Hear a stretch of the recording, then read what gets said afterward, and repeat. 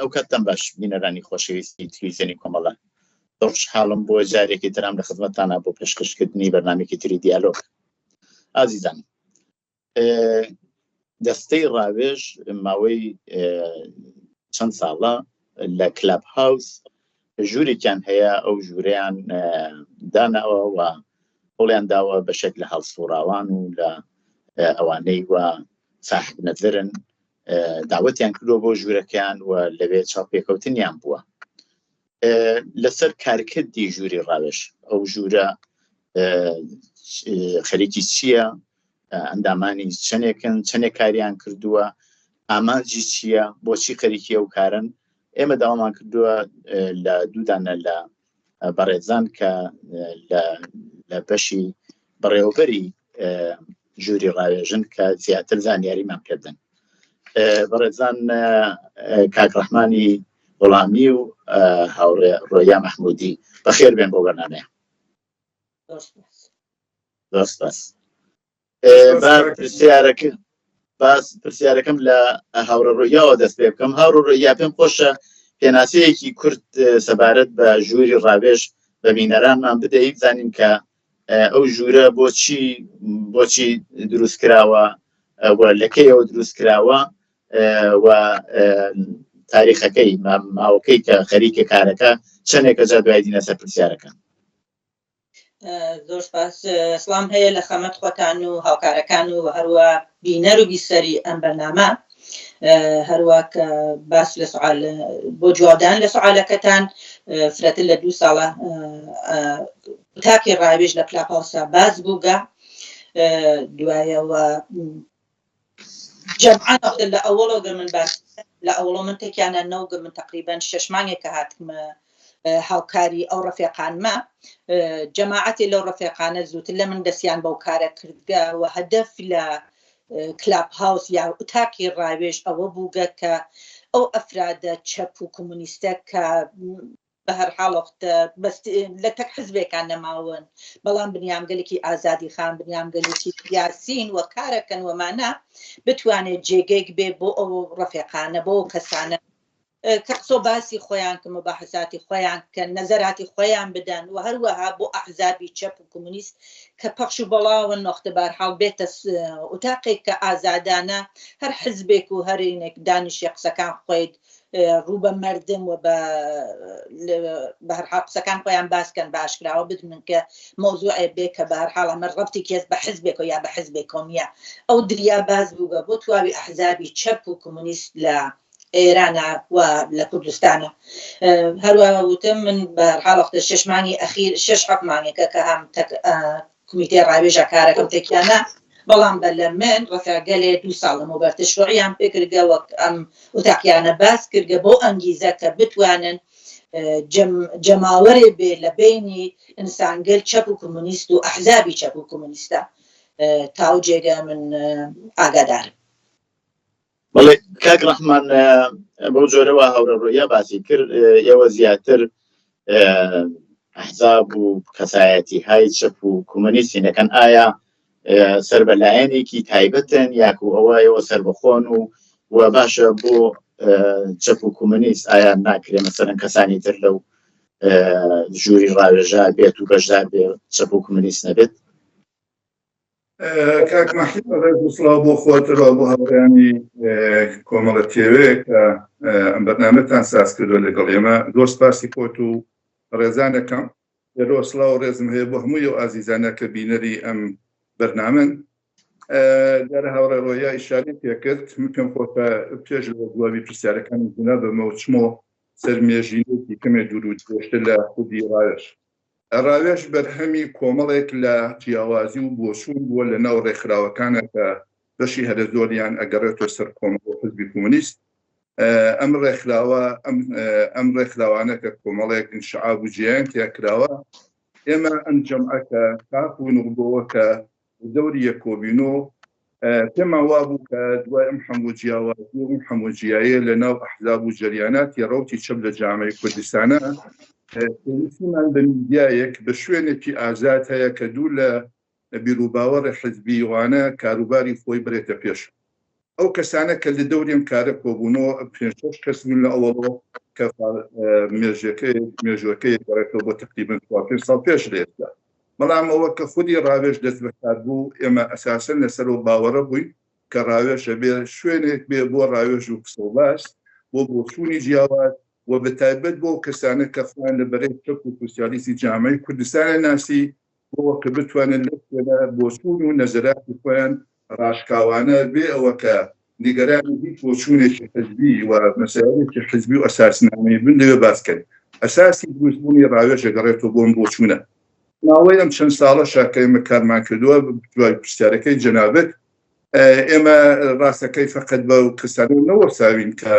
ساحەوت بوو ڕەوتێکی چەپ بوون بەڵکو پێوان بووە پێمان وا بووە ئەم بیرە چەپە کە لە ناو جامعەی کوردستانە بەتایبەت ئەژی ئەبێ ساحەی فکر و نەزەرێکی زۆرتر بێ وە پێمان وا بووە دعوەتکردن لە کەسانێک لە دەرەوەی ئەم ڕەوتەش بوو بەڵام ساحە و مەجموعە معلومات و ئیمکاناتن و ئەم مەجموعە معلومات و ئەوانە توانێت یارمەتی دەرێک بێ بۆ ڕەوتی چەپ لە جامعەی کوردستان نەک بۆ لێکدانەوە فقط بۆەوە کە ئاشنایەتی زۆرتر لەگەڵ بیر و باوەڕی تپیاکە غێرەستە ئەو کەسانەکە لەو مێژووە ڕێهیم بوون لە کەسانی ترش داوەتمان کردووە و لە ماوەی ئەم 2 ساڵ و نیوە کە فعالیەتی خۆمان دەست پێ کردووە زۆر کەسی تر بەشدار بوو کە هەمووی ئەم ژوورانە تقریباً یەکە من ئاگدار بم زەب کراوە و بڵاو بووت بەڵێ هەوڕ ڕۆیا ئەو جۆرەوە کاک ڕەحمان وتی لە عینی حاڵایەوە سەربەخۆن ینی بۆ خۆتان سەبەیز لایەنێکی سیاسی نین بەڵام هەوڵەدەن بەرەی چەپ و سوسیالیست بەرەی چەپ و کۆمونیست بەهێزتر بکەن ئەوە دیارە پێناسەکەتانە بەڵام ئێوە باشە ئایا هەر لەسەر کلاب هاوس بەرنامەتان هەیە یاکو هەوڵەدەن لە ڕێگەیەکی تریشەوە دەنگە بە خەڵک بگەێنن چونکی کلاب هاوس من فقط بۆ بینەران بڵێم کلاب هاوس ژوورێکە لە فەزای مەجازیە دروست بووە بە تایبەت لە دوای کۆرۆنا ئەم نوع ژوورانە زیاتر مەترەح بوون و هاتنە پێشەوە چونکی ئەو تەماسی نزیک لەگەڵێکان نەما بڕێک لەو ژوورانە لە دوای پەتای کۆرۆنا هاتنە پێشەوە و کلاب هاوس یەکێک لەوانەیە بەڵام کلاب هاوس بۆ خۆی دیارە تاوجێگەی من ئاگدار من لە ژوورەکە زۆر جار بەشدار بووم لە کلاب هاوسای جیاوازە شوێنی هەڵسوڕاوانە شوێنی کوێ عمومی نییە کە هەموو کەسێتیا بەشداری بکە ئێوە ڕێگەیەکتان دۆزیوەتەوە بۆ ئەوە خەڵکێکی زیاتریش بتوانن دەسڕەتی ببێ بەو بەحساتەیە بۆ بەحسانەوە لە ژووری ڕاوێژایکن بەڵێ کامەحیا هەروەها هەمزەمان کە فرێ وەختەکان وەختی بەرنامەکە شروعەوێ هەمزەمان ڕەفیقەکان وەختە لە فەزای وەختە فەیسبووکە لایڤ پەخشیەکەنەوە کە جەماعەتی فرەتە بتوانێ بەشدارمان بێ هەروە کاڕەحمان وتی ئەم جەلسەگەلا زەبتە کردێەوە دوای لە تلگرام و دوایەوە لە فەیسبوک بازەوە پەخشە کردێتەوە بە ئەزافێوە تازگی وەختە چەند ڕفیقی تازەمان کە پێویست بووگە قەرار لە تویتر و لە شوێنەکان ترا ئینستاگرام و چتا بەحاڵ بتوانن لە ئایندا فرەتر وەختە ئەدامێ بن بازیکەن کە جەماعەتی فرەتر مخصوصا ئەوانە کە لە ناوە هەن و ناتوانن بێنە ناو کلاپ هاوس بە دلیل ئەمنیەتی وەمانە ئەمکانەوەیانە بێت کە گوێ بن لە تەریقگەلترەوە وەلێ هەمزەمان کاروە باسم کرد کارەحمانێکی لەوانەسە کە هەمزەمان کە جەلسەکە هەر وەختی بازەوێ لای پەخشیە کاتۆ لە تەریق فەیسبوکەوە جەماعەتی زۆر پەیوەند پەیاکەن و گوێن لەو تەریقان و ڕفیقگەلی زۆرمانەیە کە یارمەتیمانان لەو لە حازم بەڵام هەرواوتم لە تلگرام هەیە و لە بەشی فەیسبوک و ئیسێش قەرارە لە تویتر و ئینستاگرامیژە لە بانیەوە کارکەن هاوڕێە بەڵێ زۆر چاکە کاک ڕەحمان پرسیارێک کە هاتووەتە پێشەوەڵانیش ئەندازیای هاوڕێ ڕۆیا ئاماژەی پێکرد ئەوانە نوا لە ناوەوەن طبعا هەروەک باسم کرد کلاب هاوس فەیسبوک ئینستاگرام تویتر هەموو ئانە پلتفۆرم هایەکی جیاوازن هەموو کەس لە هەموو یا بەشداری ناکە مەسەڵەن ئەوەی وا لە فەیسبوک زۆر دەرەکەوێت دیارە کەمتر لە کلاب هاوس دەسڕەسی هەیە ئاسن پێی وایە ئەوە ڕێگەیەکە بۆین بۆ ئەوەی کە بتوانێ دەنگی خۆی بگەێنێ کلاب هاوس محدودیەتی خۆی هەیە محدودیەتی تەسویری هەیە مەسەلەن محدودیەتی دانانی فایل و شتانەی هەیە محدودیەتی تایبەتی خۆیەوە وانە جووا لەوێ کۆبنەوە کەسانی هەڵسوڕاوی جایزە یا تاکە کەسن یا سەربەلایەنێکن یاک و هەڵسوڕهاوهای کۆمەڵایەتین ئێوە ئایا ئیمکانی ئەوەتان نەبوو بۆ تۆج بۆ ئەڵێن ئێوە سەربەیج لایەنێنین ناوەوە ئێران خەڵکیش بێنن خۆ هیچ کەس نابووە مشکلێکی ئەمنیەتی بۆ بەداتە پێشەوە خۆیوە سەربەیج لایەنێنین بۆ مەسەلەن خەڵکی ناوەتان هەڵسوڕاوانی ناوە و فعالینی ناوەتان بەو کلاب هاوسە وەسڵ نەکردە کە بێن بەشدار بوون لەوێ کاک مەحیا من پێم خۆشە پێش لەوە جوای پرسیارەکە بۆم ئیشارەیەکەم بۆ بەڕێزانە کە لە کمیتۆ ڕاوێژە یا وەکو بەڕێوەبەری ڕاوێژکارەکەن ئێمە لە ئەوەڵۆ 5-6 کەس بووین کە هەمووی ئەم کەسانە بەشێک بوون لە فعالینی فراکسیۆن یا ڕەوتی سوسیالیستی کۆمەڵە دوای مشکلات بووین پێمان وا بوو کەم 5-6 کەسە احتیاجمان بەوەیە کەم قسەڵاتە بەرێتە بڕین لە پێشەوە ئەم تەکنۆلۆژی و پێشرفتی ئەمانە توانێت ئیمکانات ئێستاکە بۆ هەموو کەسێکە بتوانێت ئیسپادەی لێکە چ وەکو تاک چ وەکو جڕ یا لە ئەحزابی سیاسی هەر کەسێ دەم و دەستگای خۆی هەیە ارتباطاتی خۆی هەیە تەلەڤیزیۆن و ڕادیۆی خۆی بەڵام بۆ بەدەسات ئەوە ناکرێت ئێمە ئەم کەسانە کەوتە لە ڕاوێژە کارەکەی بەشی هەرە زۆرمان ئەندامی و فعالی ڕەو کۆمەڵە و حزبی کۆمونیستیەرانە بەڵام ئەمە بۆیە پێم خۆشە لێرە ئێمە تەوزیع هەبێن ڕوون بێتەوە بەڵام ئەم کارەکردنە ئێمە پێکەوە بەم مەعنا نییە کە سیاسەت و بۆچوونەکانی تەشکیلات و ئەو ڕەوتەکە ئەوان کاری تیاکەن وەکو ئەندامی و تەشکیلاتە لێرە چێتە پێشەوە ئێمە کارێکی دموکراتیکەکەم پێکۆ تقریبا هەمومان شناختن و ئاشنایمە بە بیر و باوەڕەکانی یەکتر هەیە بۆ هەر کار و بۆ هەر کارێکمان لە ناو خۆمانە کردووە بۆ هەر کارێکەش ئێمە پێکۆ مەشوەرەتەکەی ژوورێکمان هەیە وەکو ژووری کمیتەی ڕاوێژ لەوێ پێکۆ سەوباسەکانمانەکەین و دواتر بە شێوەیەکی ئینتخاباتی یا بە شێوەیەکی دەنگدان ئێمە کارەکانە بینە پێشەوە بۆیە ئەمە وەکو ئەسڵێکی دموکراتیک لەناو ئێمە زاڵە و لەو ماوە ئێمە سعیمان کردو ئەو بەرینە پێشەوە بە خۆشی شۆخۆش دەزانی و بینەران و ئازیزان شەزانن کە کارێکی تۆ بیکە کارێکی جەمعی مشکلاتی خۆی هەیە بەڵام بە مروری زەمان ئەگە تۆ باوەڕ بە دموکراسی و ئازادی بێ ئەگە باوەڕ بە جیایی کرد و بۆچوون بێ زۆر ڕاحەتە توانی لەسەروانە تەوافق بکەیت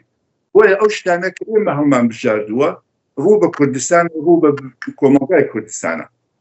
زۆر شتی گرێتە پێش هەم مەسایلی سیاسی مەسایلی ژینگە مەسایلی ئەدەبی مەسایلی فەرهەنگی هونەر ژیان هەمووی ئەوانە و لە هەمووی ئەوانەش بەشێکی مەربوطە بە خەبات و تێخۆشانی کۆمەڵانی خەڵکی کوردستان دژ بە حکوومەتی ئیسلامی ئێمە ئەبێ قبوڵی بکەین کە بەشێک لەم کارانە کە ئێمەیکەین دروستە ڕوو بە حکوومەتی ئیسلامیە و فعالیت لەو ڕابطایە ئێمە ملاحەزاتێکی ئەمنیەتیمان بووە و ئەم ملاحەزاتە ئەمنیەتی و سەرکوتەکانی جمهوری ئیسلامی بووەتە هۆی وەکە مەتوانین دۆستان و ئازیزانێ لە ناوە بن بە فعالی ڕاستەوخۆ لەگەڵ ئێمە و بە کارەکانی ڕاوێژ دەوڵەمەندترکەن بەڵام هەروەک هەوڕێڕۆیە ئیشارێ پێکرد خودی بڵاوکردنەوەی بەرنامانە لە توولی 2 ساڵ و نیوی ڕابردوو کە زیاتر لە 250 بەرنامە بووە ئەم ارتباطێکی دروست کردووە لە بینی ئێمە کە بەخۆشی و بەشی گۆری ئەو بەرنامانە ئێمە چ لە کلاپی ڕاوێژ چ ئەو بەرنامانێکە لە فەیسبوک بڵاو بۆ تۆ بینەری زۆری بووە و لە ناوشۆ بڵاوە بێت چەندێک بینەری زۆر مەبەستە چەندێک ئێمە ئامارێکمان هەمانە خۆش دەزانی کلاپ هاوس محدودە بە دلیلیەوە کە کلاپ هاوس بە تەلەفۆنە و لە ئێرانیش لە کوردستانیشەوە مشکلاتە هەیە بۆ تۆ تەماتگردنەوەە ئێمە میانگینی بینەری ئێمە لە ڕاوێژە لە بینی 70-80 کەس چووە بۆ 300 کەس دارە ئەم بەرنامانە کە زیایی کردووە وەکو بینەری سابت بەڵام تۆ لە توولی ئەو بەرنامەی 3 ساعتە یا 2 ساعتە 4 ساعتە بینەرەکانە دیاگوێگرەکانە دێن و ئەڕۆ ئەوە ئەمانە کەسانێکن لە ئەوەڵ تا بەشدارە بن و پای سابتی ئەو ژوورن کەسانێکن هەنشین کە دێن ئەو جەیە کە تا خۆیان پێیان باشە بەشداریەکەن بەڵام ئەگەر ئێمە حەسێ بکەین وەکو میانگینی هەموو میدیایەک ئێمە میانگینی ئەو ژوورانە کە ئێمە وەکو ڕاوێژ کردمان دەوری 300 کەسە لە هەر بەرنامەیە کە دامانناوە ئەگە فەیسبووکشمان بۆمان ئیمکانی بۆ چوەتە پێشەوە ئێمە لە میانجینی بینەرانی بەرنامی فەیسبووکمان لە 1500 کەس بەرەوژوور بووە و ئەمە بۆتە هۆی ئەوە کە دۆستانێکش لە ناو ئەم کارە یارمەتیە ببن بۆ بڵاوبوونەوە ئێمە و ئەم کەسانە لەگەڵ مەسئولینی بەشی بە قەولفەنی ڕاوێژ کە تەماسیان گردووە زۆر ڕازی بوون و پێشنهاداتێکشیان داوە خۆشتان نەزانن ئینتەرنێت و مشکلاتی فەنی لەناوە هەمیشە باعەسیەوە بووە کە بێتە هۆی ئەوە کە خەڵکێک نتوانن ئەو جۆرە کە خۆیان پێیان باشە بەشدار هەور یا تاوجێگەی من ئاگدار بم پێم خۆش ئەوە بزانم بۆ بینەرانیش باس بکەن کە ئەندامانی ژووری ڕاوێژ ئایا هاوڕێیانی ژن هەن بەشدارن یا غێرەزی ئەوە کەسی تر هەن چونکی ئەوە زانین ئێستا کۆمەلگا زۆر کۆمەلگایەکی چۆن بڵێم بەرابەری تەڵەبە و ژنان دەوری زۆریان بوو بەتایبەت لە شۆڕشی ژینا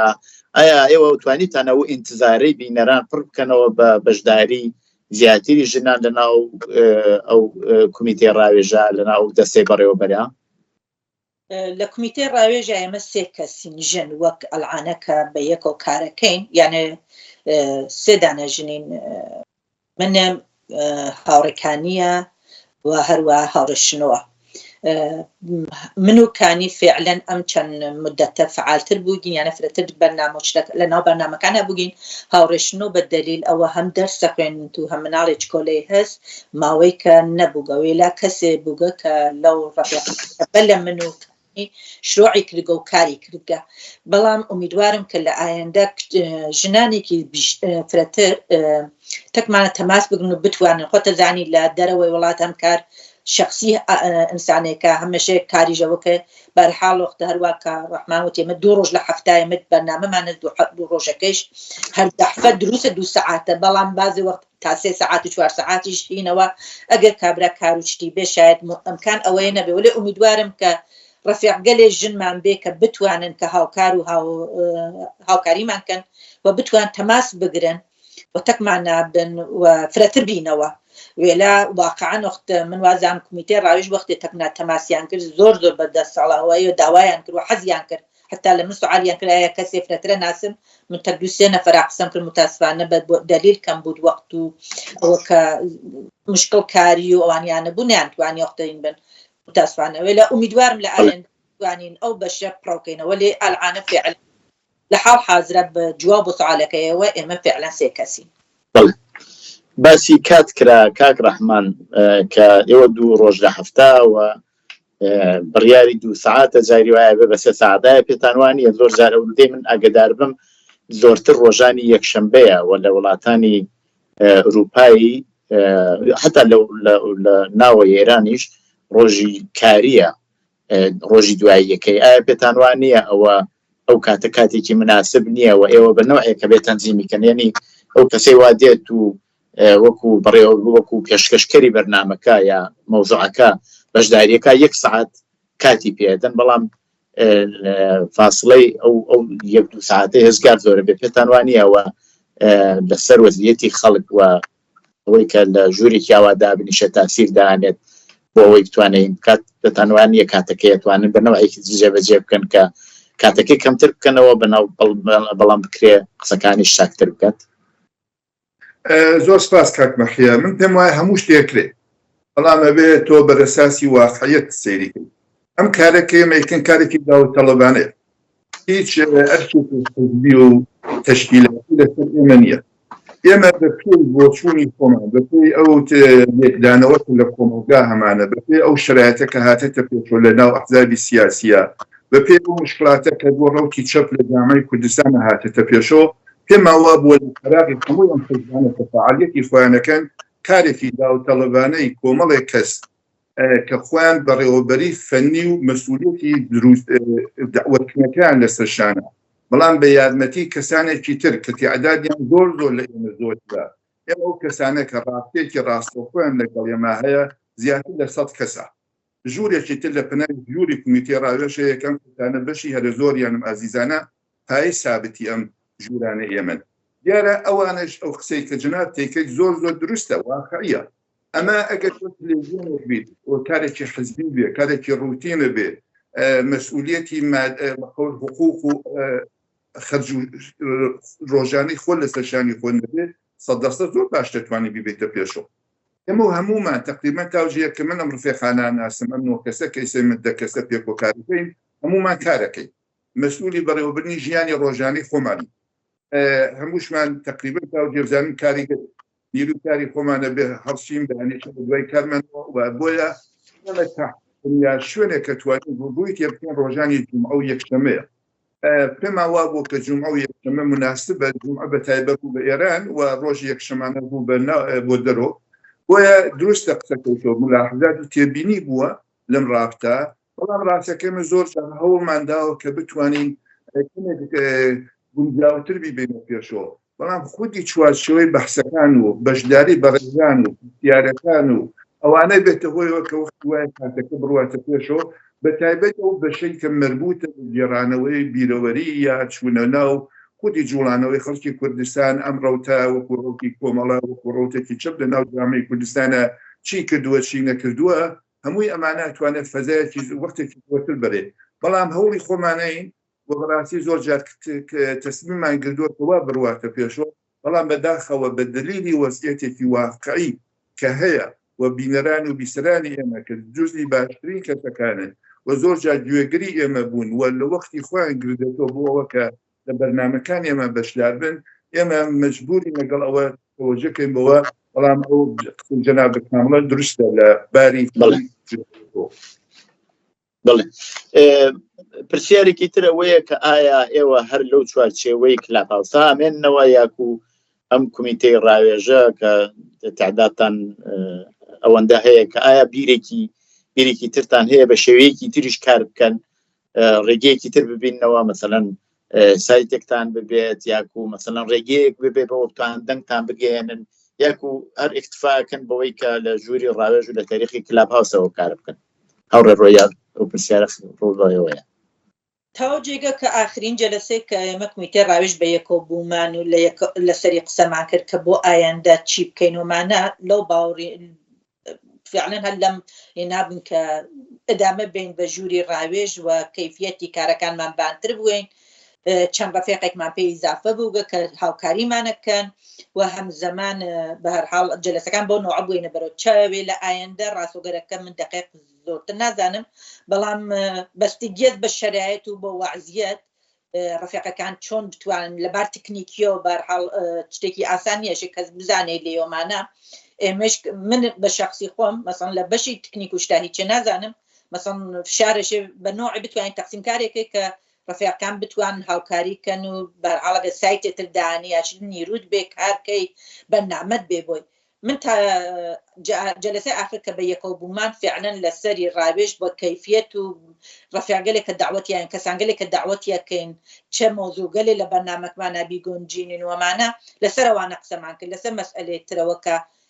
چۆنینیکەین سایتێتی بۆ دانیانە قسەمان نەکرد فقط ئەوە باسکریایە کە لەبان تویتر و ئینستاگرامەوە بتوانین ڕەفیقەکان کۆمەک بکەن کە ئەم لە پەرەبسێنێت هەروەوتم لە تلگرامە هەمانە کە زەبتە کردێت و پەخشە کردێتەوە لە فەیسبووکە هەمانە تویتر و ئینستاگرام بووگە کە ڕەفیقەکان تر قەرارە لەسەری کارکەن و بە باشی بتوان ئەم بەرنامەگە لە لێنەگە لە ژاداینە. بڵێ کاک ڕەحمان ئایا ئێوە بۆ بەڕێوەبردننی بەرنامەکانتان هەوڵتان داوە کار ئەوانەی وادیان کارشناس بن یا تەخەسوسێکیان ببێت چونکی جاری وایە نەکرد فقط لە ڕاوێژ یا لە کلاب هاوس لە هەموو ئەو شەبە ئەو تۆڕە کۆمەڵایەتیانە ئەوەی وا مەسەلەن ناتوانێت ئەو پەیامەی بگەێنێ یا شتەکەی تاندازێ چۆن بڵێم کزە زەعیفە کارشناسانە نییە ئەتوانێت تەئسیری لەسەر کولی بەرنامەهای تری کارشناسانش بێ یان یەگەشتەکە سەدحی لە خوارەوە بێ ئەوانەی کەشتان دازێ تاسیر دانێ بۆ ئەو ئاوە چیتان کردووە کە کەسانێک بێنن کە لەو مۆزوعی وا دیاریەکەن کارشناس بن لێی بزانن و بتوانن ئەو پەیامەوە ئێوە لە نەزەرتانە بیگەێنن بە بەشداربووان لە کلاب هاوس ئەگەر لە تەریقی فەیسبووکیشەوە بڵاوە بێتەوە تەبعەن بە بەشداربووان لە فەیسبووک لەو بابەتەوە چیتان کردووە کە خەڵکانێکی بەسلا متخصص یا کارشناس لە زمینهای مختلفی کۆمەڵایەتی ژینگە سیاسی ئابووری و شتیاوا بێنن. زۆر سپاس کاک مەحیا. من بۆ تەکمیلی پرسیارەکەی تۆ لە هاوڕێڕۆیە خۆشەویست ئەوە ئەرزکەم ئێمە لە ماوەیە 2 ساڵ نیوە ڕۆژ زۆر مشکلاتمان بواتێتە پێشەوە زۆر جار مشکلاتی وەشمان بواتەوە کە دایخی ینی مەحدودی کەنەوە بە دەلیلی فشاری واقعی بەس ڕۆژانە کە لەسەر کار و ژیانمان بەڵام ئێمە زەرورەتەکەمان ئەوە پێمان بووە کە ئەهمیەتی ئەم ژوورە ڕاگرتنەکەی زۆر مهمترە لەوە بۆیە بێ ئێمە وەکو بەشێکی زۆر لەو ئازیزانە کە فعالی حزبین کاری حزبیەکان ئێمە ژەم گۆشەمان گرتووە و پێمان وا بووە کەم گۆشە بێ باتۆ بە مەجموعەی نیازی واقعی و بەخۆشی وەم جوابی داشتەوە بۆیە هاتنی ئازیزانێکی تر لە غێرە زەو 4-5 کەسەی ئەوڵ بۆتە هۆیەوە کە خودی ئەم کومیتەوە ئەم ژوورە تەکمیلتر بێت بەتایبەت ئێستا ئازیزانە کە لەم ئاخرانەوە هاتوون هەمویان جوانترن و ئێمە پێمان وایە هاتنی ئازیزانێک کە جوانن بەتایبەت ژن و کچ لەم ڕابطە توانێت یارمەتی دەبێ بۆەوە کە خودی کاروبارەکانی ڕاوێژ بتوانێت ڕنگوڕوویەکی تر بە خۆی بگرێت و بەرئەساسی بۆچوونێکی تازەکە ئێمە پێمان وایە بەدوای شۆڕشی ژیان ئازادی و شۆڕشی ژینە دەستی پێکردووە کۆمەلگای کوردستانی خۆڕۆشاندووە دیجێ خۆیەتی کە لە بەشێک لە شوێنێک لە میدیایەک بەژەم کەسانە کە حزبینین ئەم ئازیزانە بتوانن نەخش و جێگای خۆیان بنوێنن وەکو بەڕێوەبەر بەڵام تاوجێ کە گەڕێتەوە کە سەرخودی پرسیارەی جەنابەت ئێمە پێمان وایە وایە ئێمە واقعیەتەکانی ناو کۆمەلگا و ئەحزابی سیاسی زۆر بەبارکێمێ ڕوو کردێتەوە بۆ ئێمە حزبی سیاسی حزبێکی مبارزە ڕوو بە حکوومەت خوازیاری بەرنامە و داخوازی خۆی هەیە بەڵام تۆ بەداخەوە لە ناو ئەحزابی سیاسی ئێمە لە ڕۆژهەڵاتی کوردستان ئێمە کەم کەسی فرۆست یا بە معنایەوە شارەزا و ئوستادمان هەیە لە بەشای جۆراوجۆرە کە بتوانن باسی کۆمەلگاکەن وەختی باسی کۆمەلگاکەی خۆ کۆمەلگا فەقەت سیاسیەکەی نییە ڕوو بە حکوومەتی ئیسلامی بەشێکی زۆری مربوطە بە دینگە مربوطە بە فەرهەنگ بەشێکی مربوطە بە زمان بەشێکی مربوطە بە ئابووری بەشێکی مربوطە بە مەسایلی کۆمەڵایەتی مەسایلی ژنان هەمووی ئەمانە تۆگەت مشاکەی ئەمڕۆ بینین بەخۆشی و لە دەروی ئەحزابی سیاسی بە سەدان کەس هەن کە خەڵکی کوردستانن فعالیەتەکەن زەحمەت کێشن ساحە و مجموعە بۆچوونن بۆچوونەکان و مەلوماتی ئەوان ئەتوانێت یارمەتی دەربێت نەکرد بۆ ئێمە وەکو ڕاوێژ